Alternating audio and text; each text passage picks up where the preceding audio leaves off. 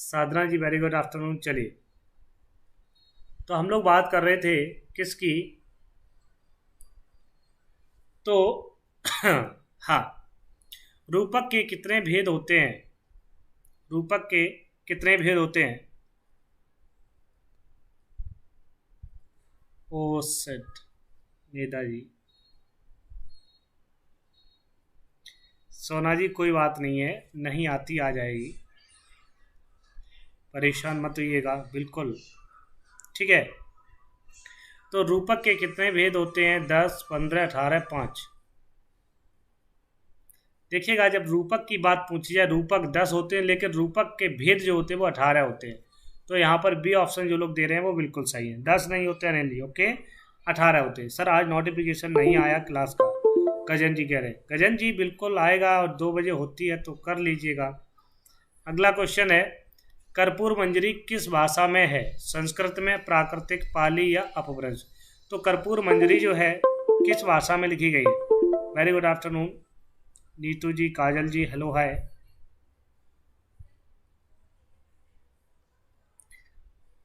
किरण, चलिए, तो देखिएगा यहाँ पर 62 का सही जवाब हो जाएगा कि कर्पूर मंजरी किस भाषा में लिखी गई है।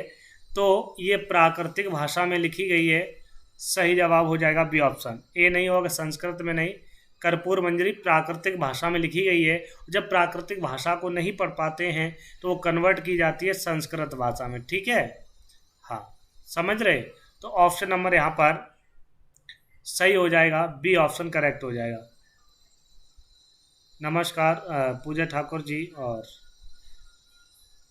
अगले क्वेश्चन पर बात करते हैं, हितोपदेश के रचनाकार हैं। हितोपदेश के रचनाकार कौन है? हाँ बिल्कुल दीपक जी लाइए, ममता को लेकर आते हैं तो सभी लोग अपने ग्रुप में डाल दीजिएगा लिंक। हितोपदेश के रचनाकार कौन है? माधव, हर्षदेव, वसुमित्र या नारायण पंडित? सभी लोग जानते हैं कि हितोपदेश एक, हाँ नमस्कार। चलिए, तो देखिएगा 63 का सही जवाब हो जाएगा। नारायण पंडित जो हैं वो हितोपदेश के रचनाकार हैं, ये आपको देखने को मिलता है। ओके, डी दे रहे हैं, बिल्कुल सही जवाब दे रहे हैं, डी ऑप्शन करेक्ट हो जाएगा। अगला क्वेश्चन, मित्र लाभ मनु लाभ संपदा किस ग्रंथ की पंक्ति है? पंचतंत्र की, हितोपदेश की, किरातार्जुनीयम की, रघुवंश की? तो किसकी है पंक्ति है, बताइए। हाँ, कल्पना जी वेलकम, नीरज जी आ गए, वेलकम। तो 64 का सही जवाब क्या होगा? 64 का, मित्र लाभ मनु लाभ संपदा, यह किस ग्रंथ से लिया गया है? ठीक है, तो ये देखिएगा पंचतंत्र से नहीं ली गई है, और किरातार्जुनीयम रघुवंश से भी नहीं ली गई, ये हितोपदेश से ली गई है। तो ऑप्शन नंबर बी बिल्कुल सही जवाब हो जाएगा। क्या हो जाएगा? बी करेक्ट हो जाएगा, हितोपदेश से ली गई है। मित्र लाभ, हितोपदेश के राइटर कौन है? तो अभी आपने पढ़ा है नारायण पंडित जी, ठीक है। तो कौन है? ठीक, अगले क्वेश्चन पर मूव करते हैं। महाप्राण ध्वनि है, तो महाप्राण ध्वनि कौन सी है? ध्वनि सॉरी नहीं है, तो महाप्राण ध्वनि कौन सी नहीं है, ये आपको बताना है, बताइए लो, खा, घा, छा, चा। सबसे बड़ी चीज यहाँ पर निकल के आती है क्या? नीतू मास्टर जी हेलो है।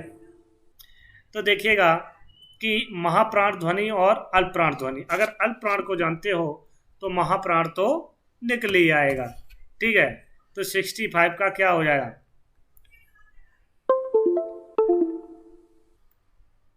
डी आ रहा है, नीतू मास्टर जी कह रहे हैं डी आ रहा है, अनिल जी कह रहे बी है, चा है, सोना जी कह रहे बिल्कुल सही जवाब है। चा और डी जो लोग दे रहे हैं वो बिल्कुल सही जवाब कर रहे हैं। क्या कर रहे हैं? बिल्कुल सही जवाब आ रहा, डी ऑप्शन करेक्ट हो जाएगा, राइट आंसर चा। चा जो ध्वनि है वो क्या है? महाप्राण ध्वनि के अंतर्गत नहीं आती है।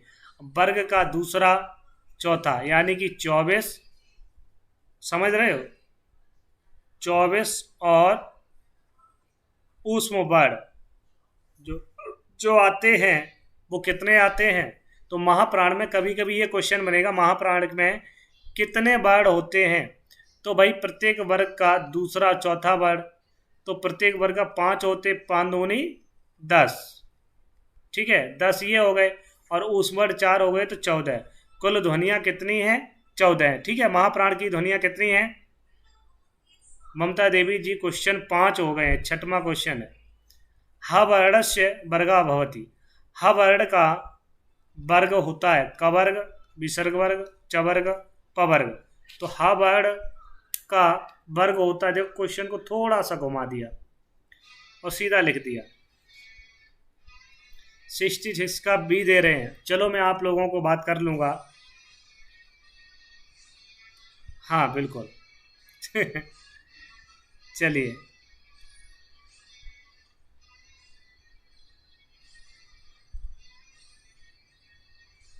तो देखिएगा मैं आपको बताऊं, वर्ग आपने पढ़े थे क वर्ग, वर्ग आपने पढ़े थे च वर्ग, वर्ग आपने पढ़ा है ट वर्ग, वर्ग आपने पढ़ा है त वर्ग, और वर्ग आपने पढ़ा है प वर्ग, ठीक है। तो कुल आपने अभी तक 5 ही वर्ग पढ़े हैं। तो छठवां यहाँ पर विसर्ग वर्ग कौन सा आ गया? जो लोग बी बता रहे हैं, तो बी नहीं होगा, ऑप्शन नंबर ए ही होगा। ओके, समझ गए ना? तो ए ऑप्शन बिल्कुल सही जवाब दे रहे हैं आप लोग। अगला क्वेश्चन है कि लृ वर्णस्य उच्चारण स्थानम अस्ति, लृ वर्ण का उच्चारण स्थान है कंठ, दंत, मूर्धा, औष्ठव। क्या हो जाएगा बताएं? अच्छा, मेरे घर में साउंड चल रहा है। हा का उच्चारण स्थान कंठ होता, अकूप विसर्जनयाम कंठा, बिल्कुल सही जवाब है। तो आप लोग आज इतने कम कैसे? क्या बात है भाई? 46 लोग हैं, ओनली 46 लोग हैं, ऐसे काम कैसे चलेगा? क्यों भाई? तो देखिएगा, री, री और री, री और री, री री, है ना? तो आपने एक पढ़ा होगा पूरा इसका फॉर्मूला, ऋतुलसा नाम, ऋतुलसा नाम दंतः। ऑप्शन नंबर जो लोग भी दे रहे हैं कि री यानी कि री, तू माने तवर्ग, ला माने ला और सा माने सा, इन 4 वर्णों का उच्चारण स्थान जो है दंत होता है। अगला क्वेश्चन, जीवामूलीय वर्णस अस्ति, जीवामूली कौन कौन से वर्ण आते हैं? नोटिफिकेशन नहीं आता टाइम से। अरे टाइम से नहीं आता है। वेरी गुड आफ्टरनून कामिनी जी। कल आपकी क्लास हमने नहीं देख पाई, कल हुई नहीं थी क्लास। ओके, देखिए, तो अगर एक दिन हम क्लास नहीं करते हैं तो आप लोग जो है पता नहीं कहाँ सो जाते हो, है ना? कल क्लास नहीं, नोटिफिकेशन नहीं आता ना आए, लेकिन 2 PM पर आप सर्च कर लीजिए मनोज एकेडमी करके, और आपको वहाँ पर क्लास मिल जाएगी, ठीक है। तो सही जवाब है जीवामूली में कौन सा वर्ड आता? क वर्ग। अब देखिए कैसे जीवामूली, देखिए या तो ऐसे आएगा क वर्ग और ख वर्ग, या तो ये पूछ लेगा का खा। जीवामूली कौन सा आएगा? तो ये आपको देखने को मिल रहा है, ये क वर्ग आया, का वर्ड आया है, ठीक है। यहाँ पर अगर का ना होता, खा होता तो अब भी सही होता। ला आता नहीं, पा आता नहीं, ला आता नहीं, ठीक है। तो 2 ही वर्ड आते हैं जीवामूली में। अगर उपदमानी की बात करें तो उपदमानी में प वर्ग और फ वर्ग, प और फा, जहाँ भी उपदमानी वर्ड पूछे तो प और फा में से कोई एक होगा। बारड़े रूप है, तो बारड़े जो रूप है वो किसका है? द्वितीय बहुवचन का, चतुर्थी एक वचन का, पंचमी बहुवचन का, या षष्ठी द्विवचन का। का खा के पहले आने वाले आधे विसर्ग को जीवामूली कहते हैं। बिल्कुल सही है सोनिया जी। हाँ पता है, हाथ उठा दिया है। क्यों भाई? हाँ, very good afternoon Rahul ji.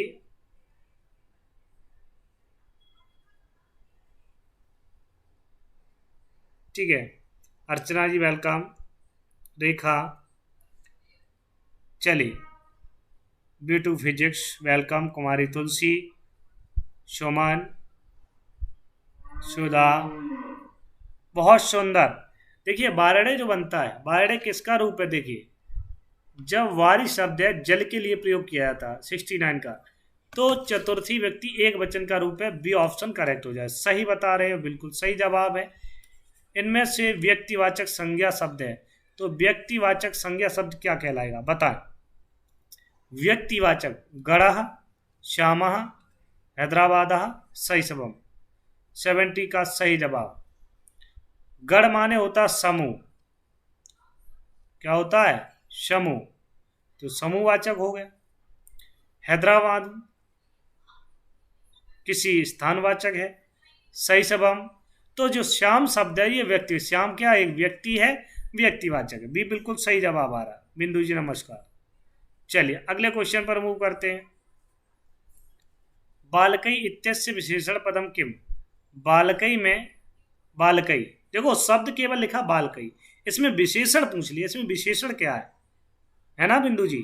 काजल, पूजा मेधा, सोनी, दीपक, अनिल, अनीता, तुलसी, फिजिक्स, कामिनी, पूजा ठाकुर। चलिए तो देखिए बालकई लिखा है, आपने अगर ये सही से पढ़ा होगा माइंड लगा लोगे क्या, ये माइंड लगाना आपको कि बालकई जो रूप बना है ये किस वचन बना है, तो बहुवचन बना है। ओके, और जब बहुवचन बना है तो यही विशेषण है इसका। अब विशेषण है बहुवचन मतलब 3, और 3 के यहाँ रूप चलाए गए, तो कौन सा सही होगा ये आपको पूछा गया 71 का। तो त्रिश्री भी जो है ये स्त्रीलिंग में बनता है, तो ये होगा नहीं, त्रिशुबन सप्तमी बनता है और त्रिव्या चतुर्थी पंचमी बहुवचन बनता है। लेकिन यहाँ पर आपका त्रिभी जो बनता है ये बहुवचन का बोधक है, 3 बालकों का बोध करा रहा है। ठीक है सुधा जी, तो ऑप्शन नंबर ए बिल्कुल सही जवाब हो जाएगा। अगले क्वेश्चन की मैं चर्चा कर रहा हूँ, विदलिंग लकार का रूप है, तो विदलिंग लकार का क्या रूप हो जाएगा बता। अपठत, पठेयम, पठान, अपठन। मैं इनको पूरा का पूरा यहाँ पर लिख देता हूँ। विधिवाचक आए तो रूप बनता है पठेत, पठेताम, पठेयु, पठे, पठेतम, पठेत, पठेयम, पठेव, पठेम। तो पूछा है विदलिंग लकार का रूप कौन सा है, अपठत होगा नहीं, अपठान होगा नहीं, अपठन होगा ही। पठेयम रूप बना है, और बना है तो ये कहाँ का बना है, तो पठेयम बना उत्तम पुरुष एक वचन का, किसका, विदलिंग लकार का। ठीक है, विधिवाचक या चाहिए अर्थ में प्रयोग होता है विधिलिंग लकार, राइट, समझ गए ना। चलिए अगले क्वेश्चन पर मूव करते हैं। बसंते पवनः डैश डैश बहती। बसंत में पवन बहती है, कैसे बहती है, तथा, अपि, अधुना, शनैः। बहुत गलत हो रहे हैं पूजा ठाकुर जी के लिए, थोड़ा सही से करिए, और बिल्कुल नॉर्मली क्वेश्चन है, बीच के हैं, और आप लोग इसको गलत मत करिएगा। हाँ, एक ही मात्रा विधिलिंग में होती है, बिल्कुल सही बात है, जैसी आपके मन में ट्रिक बन जाए। ममता जी कह रही मेरा तो सही है। तो देखिएगा यहाँ पर मैं चर्चा करूँ कि बसंते पवना डैश डैश बहाती क्या होगा, आप जानते ही हैं, गाना भी बहुत सुनते हो गए है ना। तो धीरे धीरे बिल्कुल सही जवाब, इसका अनुभव है लगता है आप लोगों को काफ़ी अनुभव है। हाँ प्रज्ञा जी आप लेट हो गए। क्वेश्चन नंबर नेक्स्ट, शनैः माने धीरे धीरे, अपि माने भी, तो भी आएगा नहीं, तथा माने तथा, अधुना माने आज, तो ये सभी गलत है। ऑप्शन डी बिल्कुल सही है। शुद्धम अस्ति, शुद्ध है, आगम्य, अगम्य, अगत्य या आगत्य, तो शुद्ध क्या हो जाएगा 74 का।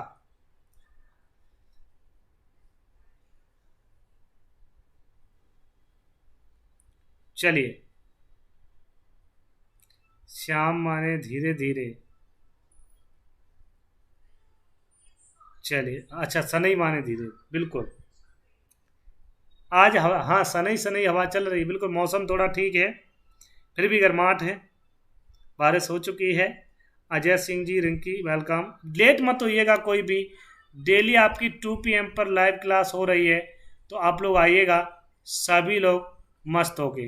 देखिए अब मैं एक क्वेश्चन पूछने वाला हूँ, इसमें शुद्ध पूछा गया, शुद्ध क्या है, तो 74 का सही जवाब है ए ऑप्शन, बी नहीं होगा। क्यों, अब इसमें यह पूछा गया है कि आगम में देखिए, आगम शब्द में कौन सा प्रत्यय है, आगम शब्द में कौन सा प्रत्यय है? तो यहाँ पर आंग उपसर्ग है, गम धातु है, लेकिन आ कोई उपसर्ग नहीं होता, इसलिए गलत है। आ उपसर्ग है, आगत्व नहीं होगा, आगत्वा हो सकता था, है ना, क्योंकि गम धातु होगी तो गम गत्वा हो जाएगा, गत्व नहीं होगा। ओके, अगत्य होगा नहीं। ओके, तो ये आपके गलत हैं। ACD ऑप्शन बी बिल्कुल सही है। सॉरी, BCD ऑप्शन ए बिल्कुल सही है। आंग उपसर्ग गम धातु से ल्यप प्रत्यय होता है तो बन जाता है आगम्य। अगला क्वेश्चन, क्री धातु में तब्यत प्रत्यय का प्रयोग करने पर बनेगा, तो क्री धातु में जब तब्यत प्रत्यय हो जाएगा तो क्या रूप बनेगा बताइए। 75 का ए आ रहा है। दीपिका जी कह रही ए, वे ऑफ फिजिक्स ए, प्रेम पटेल जी कह रहे ए, सोनिया जी कह रही मेरा कुछ भी सही नहीं हुआ है अभी तक। आगे बढ़ते हैं, चल, सुधा, सुनीता, सुमन, सिंधु, रिंकी, प्रीति, उत्कर्ष। हाय प्रीति जी, आओ। तो देखिएगा यहाँ पर क्री धातु में जब तब्यत प्रत्यय की बात करें, तब्यत प्रत्यय का योग करने पर बनेगा तो क्या बनेगा, तो देखिएगा क्री धातु का, क्री धातु है, क्री से कर हो जाता है, कर, और तब्यत में क्या बचता है, तब्यत में तब्य बचता है। ठीक, तो कर, कर्तव्यम। ओके, तो यहाँ पर कर्तव्य नहीं होगा, करणीय नहीं होगा, कर्तव्य नहीं होगा, तो ए ऑप्शन जो लोग दे रहे हैं वो बिल्कुल सही है, कर्तव्यम हो जाएगा। ठीक, अगला क्वेश्चन, कि क्रिया विशेषण शब्द प्रायः किस लिंग के होते हैं? क्रिया विशेषण शब्द प्रायः किस लिंग के होते हैं? पुल्लिंग के, स्त्रीलिंग के, नपुंसक लिंग के, इनमें से कोई नहीं, बताएं।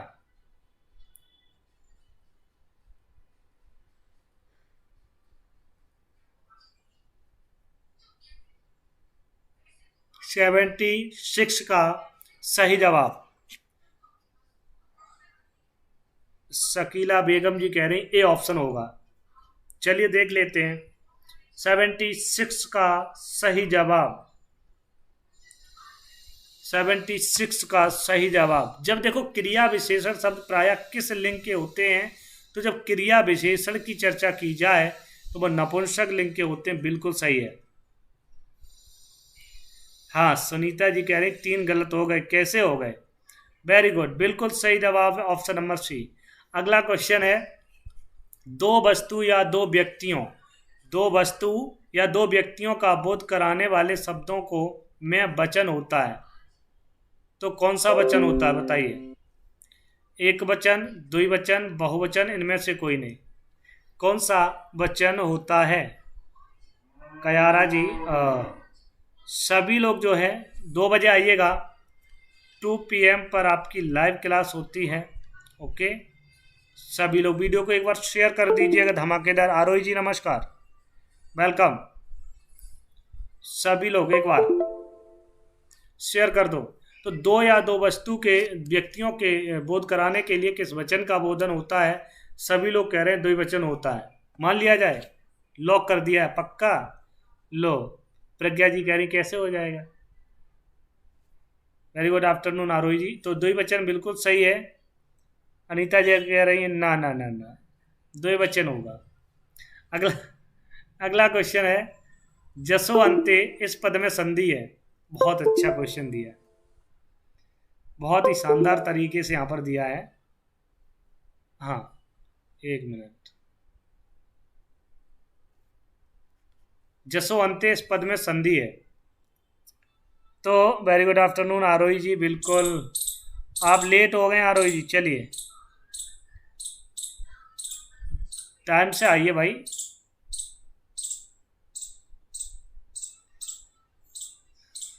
क्या हुआ ममता जी? अच्छा, शेयर नहीं करते, थैंक यू। जसो अंते इस पद में कौन में संधि है। जब आप एग्जाम देने जाओगे तो यही संस्कृत बहुत सरल लगेगी। मैं आज भी कह रहा हूँ और कहता रहूँगा, तो मुझे पता है कि कहाँ से क्वेश्चन आ सकते हैं। तो पूर्व संधि और पररूप या जसत्व या इश्चित, सही जवाब होगा 78 का पूर्व रूप संधि। पूर्व रूप संधि एंगा पदांता दत्त सूत्र कौन सा है? एंगा पदांता दत्त। ये क्या कहता है?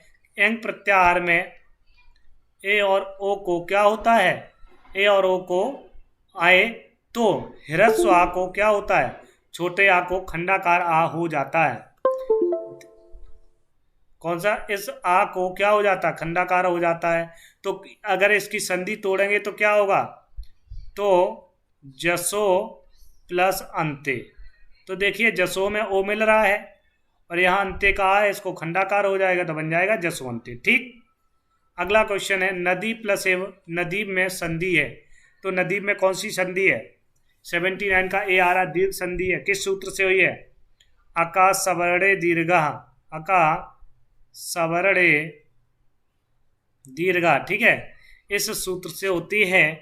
और मैं आपको बता दूं कि इसमें जो दीर्घ संधि बता रहे हैं सभी लोग बिल्कुल सही जवाब है, क्योंकि सीधा यहाँ पर कहा कि नदी में बड़ी ई और इब का ई, इन दोनों के जो समान स्वर है और समान स्वर होने के नाते यहाँ क्या होगा? बड़ी ई हो जाएगा। ऑप्शन नंबर ए बिल्कुल सही हो जाएगा। अगला क्वेश्चन महादेव पद में समास है। देवों के देव महादेव पद में कौन सा समास हो जाएगा बताइए। कन्फ्यूजन बहुत होता है इसमें बहुब्रीहि में और कर्मधारय में। तो दो ऑप्शन तो मैंने बता दी, इनमें ही होना है। क्या होगा? महादेव में कौन सा समास है? ए आ रहा है, कुछ लोग कह रहे हैं सी आ रहा है। सर ये जूनियर सुपर टेट के लिए लाभदायक होगा। बिल्कुल होगा सिमरन जी, ये बिल्कुल होगा। ओके, तो यहाँ पर देखिए मैं आपको बता दूं कर्मधारय समास बिल्कुल सही जवाब होगा, क्योंकि महान चासौ देवः। महादेवा, महान है जो देव। ठीक है, महान है जो देव वह है महादेव। तो कर्मधारय समास हो जाए असौ के अर्थ में, असौ के योग में कर्मधारय समास हो जाएगा। धर्मार्थों का विग्रह है, धर्मार्थों का कौन सा विग्रह हो जाएगा? बहुत सुंदर, बिल्कुल सही। दोनों नहीं होंगे राहुल जी इसमें। ठीक है, देख लेना थ्योरी में अच्छे से, आपको लगता है कहाँ कन्फ्यूजन है, परेशान मत हो। धर्मार्थों का विग्रह धर्मस्य अर्थस्य, अर्थस्य धर्मस्य, अर्थस्य धर्मस्य, धर्मार्था। 81 का सभी देवताओं में सबका सही है, बस मेरा गलत। अरे कैसे हो सकता है? हाँ, महान है जो देव महादेव, चासौ के योग में महादेव हो जाएगा। हाँ, उदयपुर से पुष्कर जी आ गए हैं, वेलकम। हाँ, लाइक बिल्कुल कर दिया, जिन्होंने नहीं किया वो भी कर दे। और बहुत बहुत धन्यवाद, आप इतने प्यारे लोग हैं कि ज़्यादा कहते नहीं हैं फिर भी इतना कर जाते हैं। तो इसमें द्वंद्व समास है और द्वंद्व समास होने के नाते द्वंद्वता दिखलाई जाएगी। कहा कि एक धर्म शब्द है, एक अर्थ शब्द है, और जब धर्म और अर्थ दोनों मिल जाएंगे तो बन जाएगा धर्मार्थौ, और जब धर्मार्थौ बन जाएगा धर्मस्य अर्थस्य। अगला क्वेश्चन है सप्तऋषया इत्यत्र का समासा। सप्तऋषि में कौन सा समास है? तो समानाधिकरण, तत्पुरुष, अभिभाव, द्वंद्व या बहुब्रीहि। 82 का सही जवाब।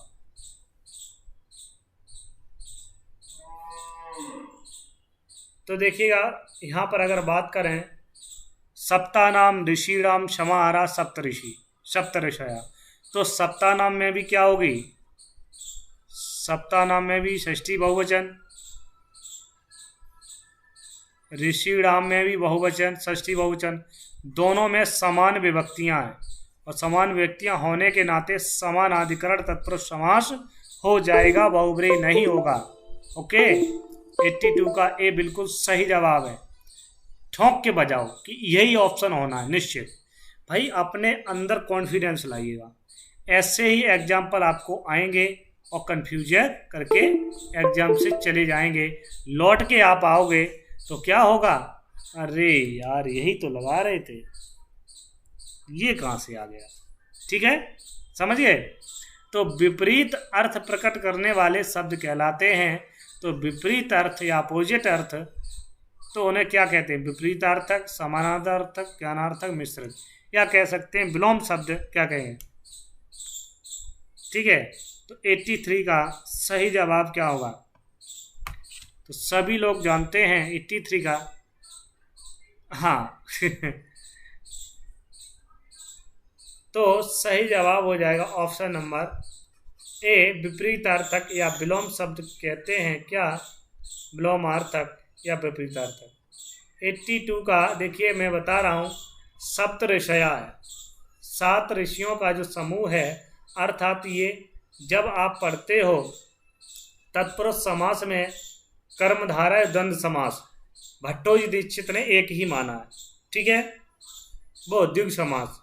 तो यहाँ पर सप्तानाम, ऋषिणाम, समाहारा, दोनों में जब समान व्यक्तियाँ होती हैं तो उसे समान अधिकरण तत्पुरुष कहते हैं। ठीक है, इसलिए यहाँ पर तत्पुरुष हो जाएगा, अव्ययवाह होगा नहीं, बहुब्री होगा नहीं, द्वंद्व होगा नहीं। ठीक है, ये भट्टोजी दीक्षित ने क्या किया? समासों की संख्या 4 मानी है। ओके, जिसको भी डाउट हो वो देख लेना जाके। ठीक, अगला क्वेश्चन है कि पर्यायवाची, समझ गए ना? सामने आए आप। कुलदीप जी कह रहे बिल्कुल आऊँगा, परेशान हो कुलदीप जी, बस आने वाले हैं, आपकी इच्छा पूर्ति करने वाले। सचिन कुमार जी वेलकम, मैं सामने आने वाला हूँ, बस थोड़ा सा वेट। क्वेश्चन पर ध्यान दीजिएगा, आगे बढ़ते हैं। पर्यायवाची शब्दों को इस नाम से भी जाना जाता है: समानार्थक, शुद्ध शब्द, विलोम या कठिन शब्द। ठीक है, तो चलिए आपकी तमन्ना भी पूरी कर दी जाए। अरे भाई,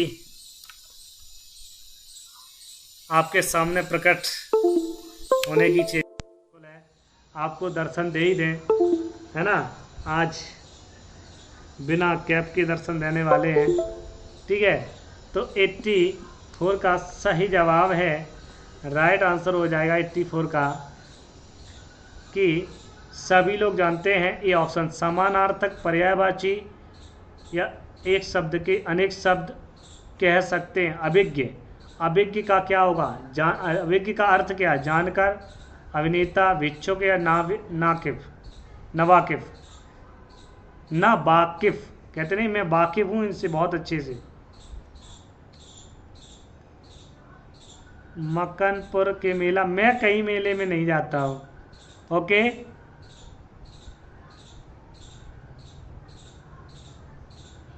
चलिए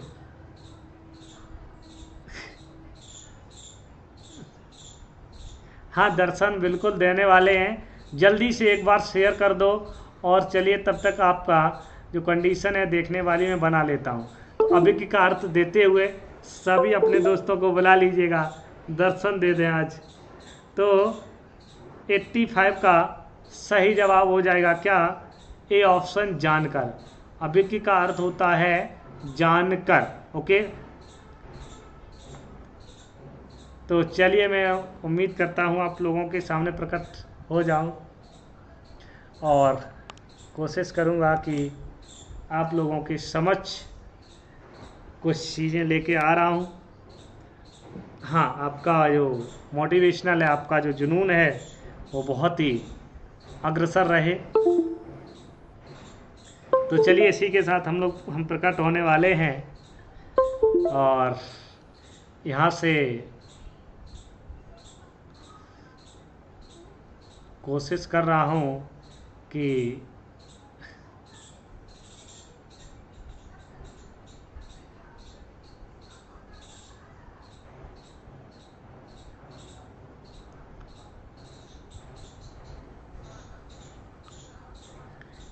ठीक है।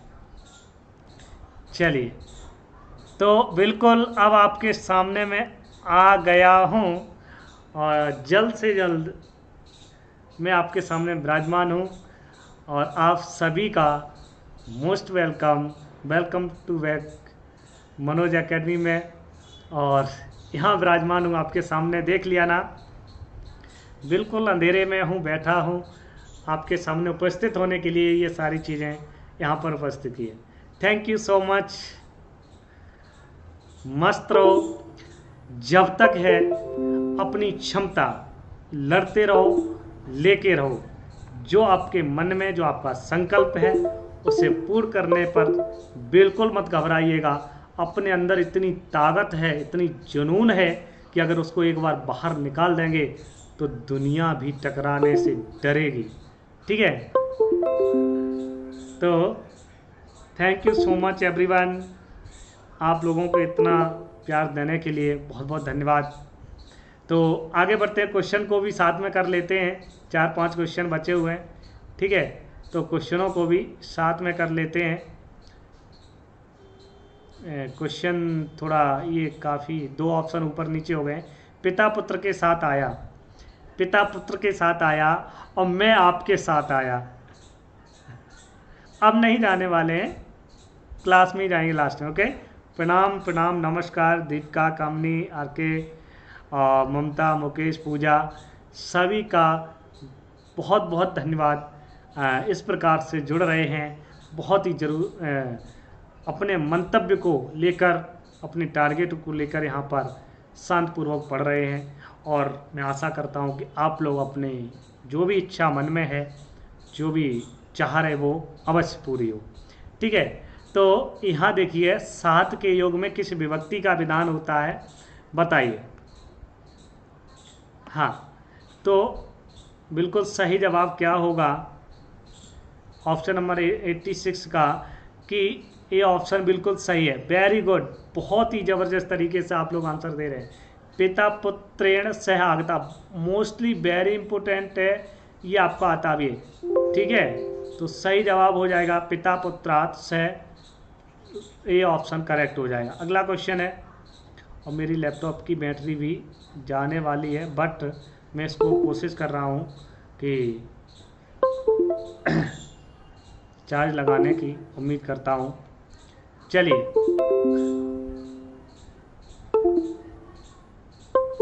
अहम पुस्तकम पठति का शुद्धरूप होगा, तो अहम पुस्तकम पठति का शुद्धरूप क्या होगा? तो तब तक मैं चार्जिंग लगा देता हूँ, आंसर करिए फटाफट। प्रणाम, नमस्कार, वंदे मातरम, प्रदीप जी। प्रदीप जी, 1 मिनट।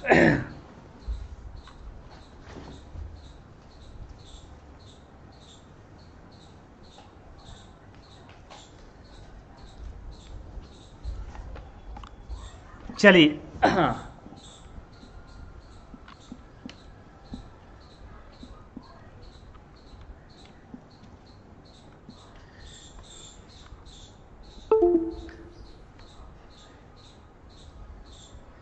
तो 87 का बी ऑप्शन आ रहा है, और मैं देख पा रहा हूँ यहाँ पर सभी लोगों को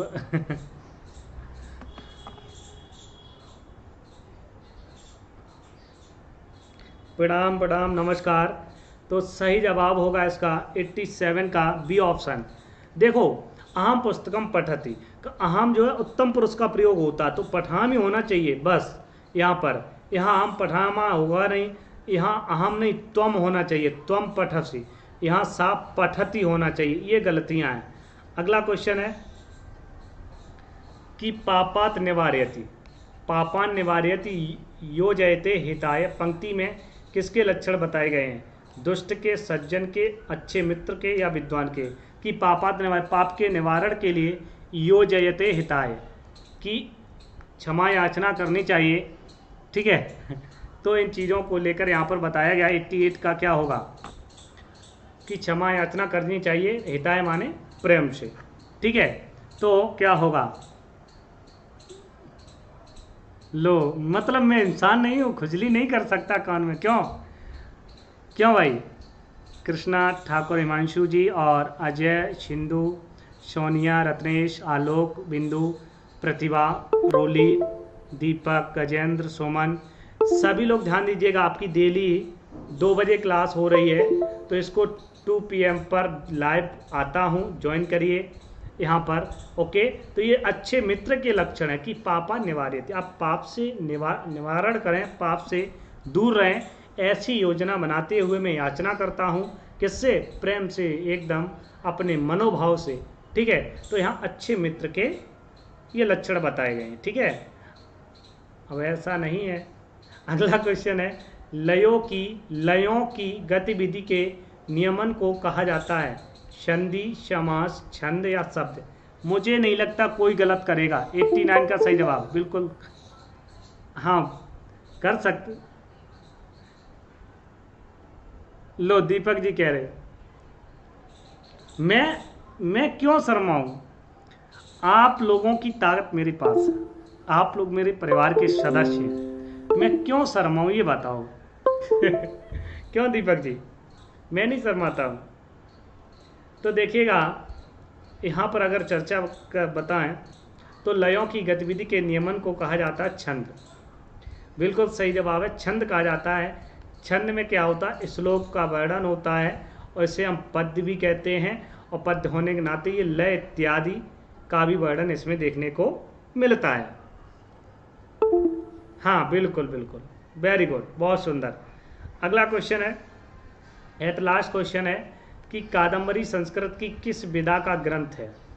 पद्य का, गद्य का, चंपू का, नाट्य का? बहुत अच्छा क्वेश्चन यहाँ पर पूछा गया है।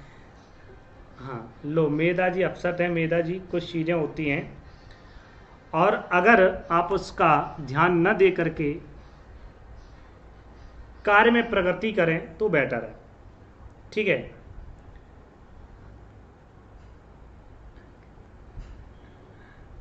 तुम लोग कुछ मत करो, ठीक है। हाँ फास्ट, सिंधु जी बस हो गया, लास्ट है, ज़्यादा नहीं है बस, ठीक है। मैं प्रकट हो रहा था इसलिए थोड़ा टाइम लग गया है, नहीं तो आपकी क्लास कब की समाप्त हो जाती। ओके, हाँ। तो देखिएगा, कादम्बरी संस्कृत की किस विधा का ग्रंथ है? पद्य, गद्य, चंपू या नाट्य? तो सभी लोग जानते हैं यह एक गद्य है, पद्य है नहीं, चंपू है नहीं, नाटक है नहीं, ठीक है। तो ऑप्शन नंबर बी बिल्कुल सही है। आप सोना जी कह रही डेली आइएगा, मुझे मेरे बाल छोटे हैं इसलिए नहीं आता हूँ, ठीक है। बट आपको दर्शन देंगे, ठीक है, परेशान ना हो, आपको दर्शन देंगे। पुष्कर जी क्या बता दें? तो ऑप्शन नंबर बी बिल्कुल सही है, ठीक है। आपको दर्शन दे दिया करेंगे, इच्छा अनुसार, आपकी जब भी इच्छा हो प्रकट हो जाएंगे, बस, है ना। चलिए, वीडियो को सभी लोग लाइक कर दो। कैसी लगी क्लास जरा बताएं। चलिए, हाँ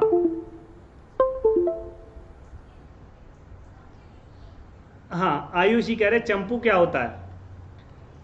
गद्य,